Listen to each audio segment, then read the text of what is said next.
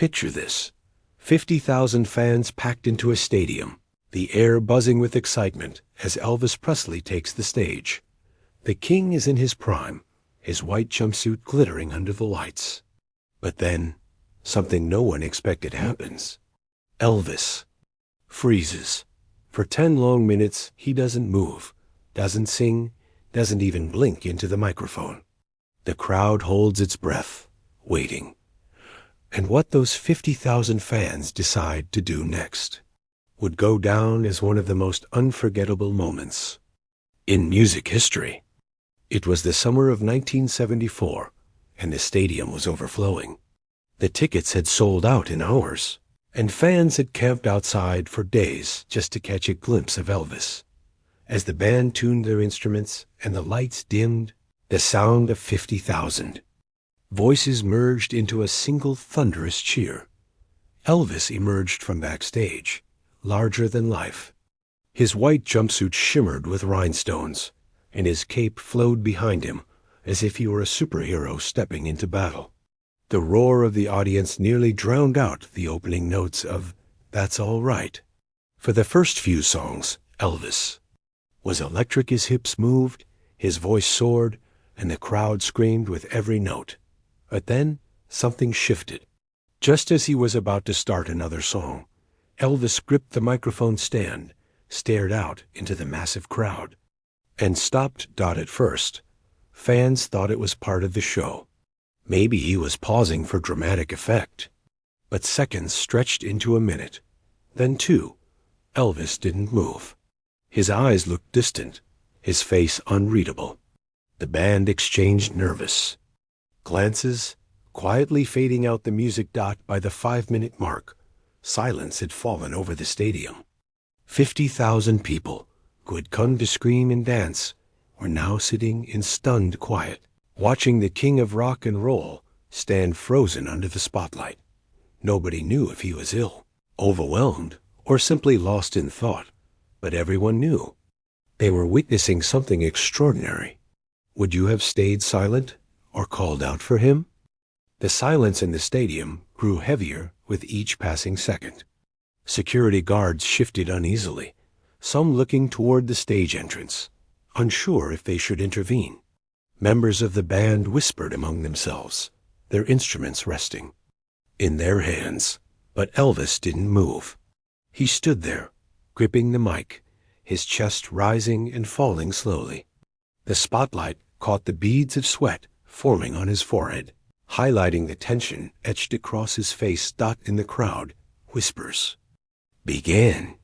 Some fans started praying. Others held their hands over their mouths, afraid to break the spell. A few called out softly, "We love you, Elvis."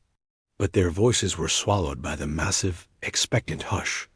And then something remarkable began to happen. Instead of panic or anger, the audience united in patience. People held hands. Some swayed gently. Thousands began humming softly, almost instinctively, as if they could carry Elvis back into the music. It was no longer just a concert. It had turned into a vigil, a moment of communion between an idol and his followers. The king was silent, but his people refused to abandon him. By the 10th minute, the air was electric with anticipation.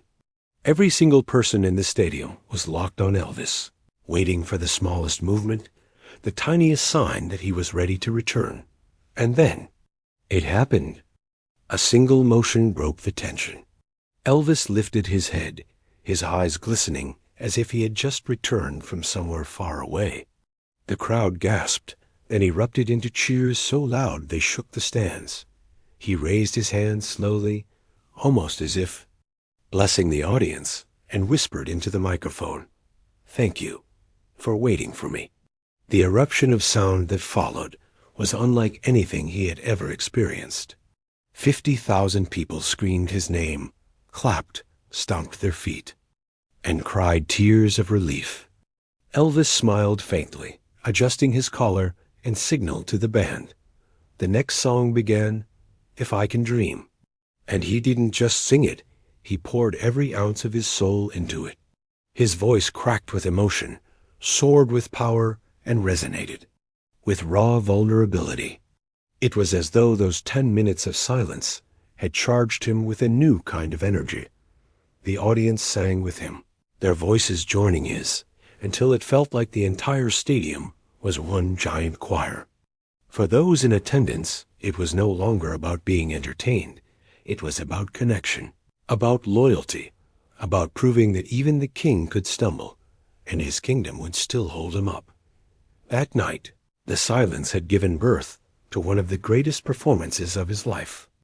By the end of the concert, Elvis was drenched in sweat, his hair damp, his jumpsuit clinging to him, but he was radiant. His eyes sparkled with gratitude as he performed encore after encore, refusing to let the night end on silence alone. The crowd had seen something they would never forget, not just Elvis the performer, but Elvis the man. For 10 minutes, they had witnessed his humanity, his vulnerability, and instead of turning on him, they had embraced him even more fiercely. Newspapers the next morning didn't just report a concert. They told the story of the 10 minutes of silence, how 50,000 fans stayed by Elvis's side, how they turned stillness into solidarity, and how the king transformed that fragile moment into triumph. For years to come, fans would tell their children and grandchildren, "I was there the night Elvis froze on stage, and I saw how love held him up." Elvis showed us that even legends can falter, but true greatness is revealed in how people respond. That night, it wasn't just Elvis who made history. It was the 50,000 fans who stood with him in silence and lifted him back into song.